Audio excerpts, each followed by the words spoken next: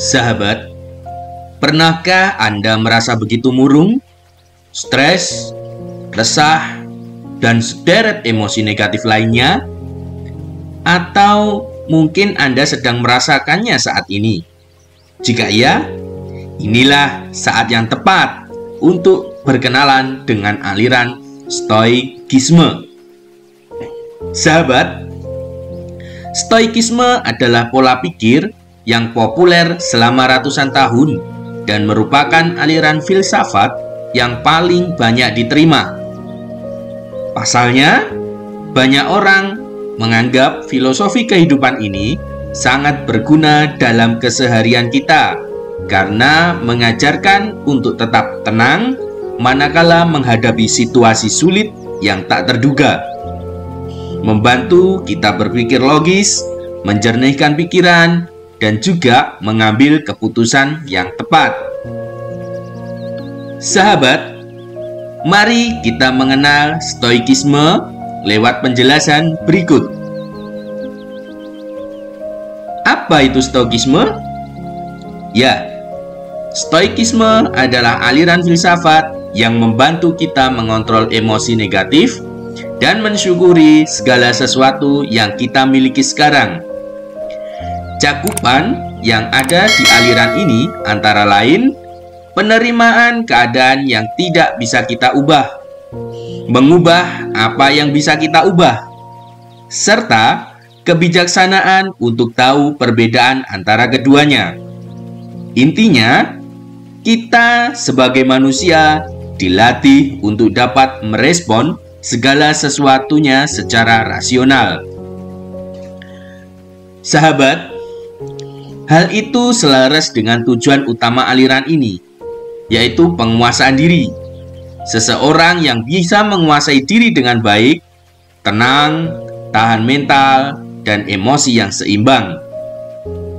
Dalam aliran filsafat ini, hidup didefinisikan menjadi dua bagian. Bagian pertama, yaitu dimensi internal, dan bagian yang kedua, yaitu dimensi eksternal, atau dikenal dengan sebutan dikotomi kendali.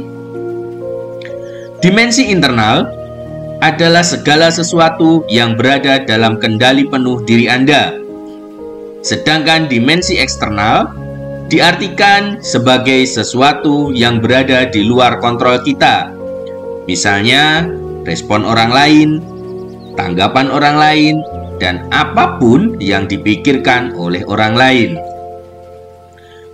Mereka yang menganut pola pikir Stoikisme disebut dengan sebutan Stoik.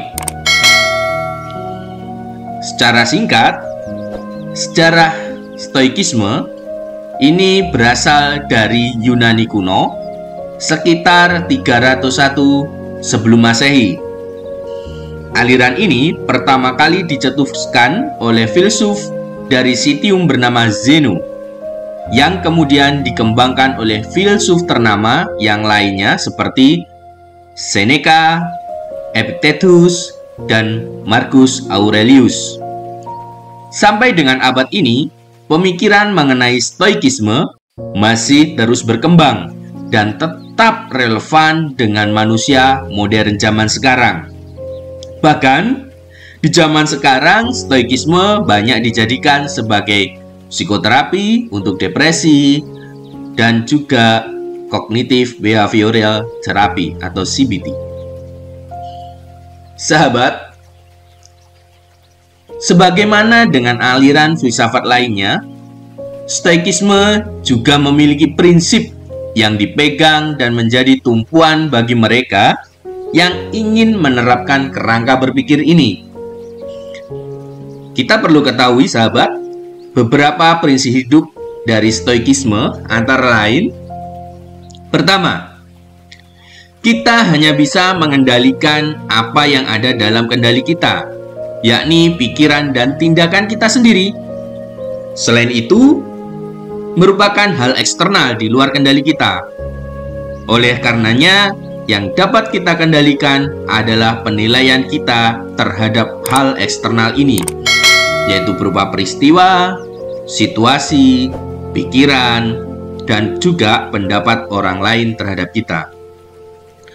Semakin kita berusaha mengendalikan apa yang ada di luar kendali kita, maka kita akan semakin merasa frustasi, semakin kecewa atau bahkan patah hati.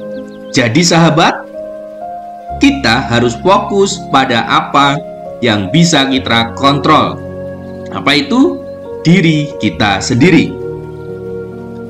Prinsip yang kedua, yaitu kita memang harus mengharapkan yang terbaik, tapi juga kita harus mempersiapkan skenario terburuk. Prinsip yang ketiga, melatih diri menciptakan jarak emosi yang sehat terhadap hal-hal di sekitar. Berjarak secara emosi tidak menjadikan kita manusia yang dingin atau tidak peduli, namun justru sebaliknya, apa yang kita miliki bisa hilang kapan saja. Prinsip yang keempat, memahami bahwa di hidup ini tidak ada yang permanen, atau apa yang kita miliki bisa rusak ataupun hilang. Tak terkecuali orang tercinta, kekuasaan, dan juga reputasi.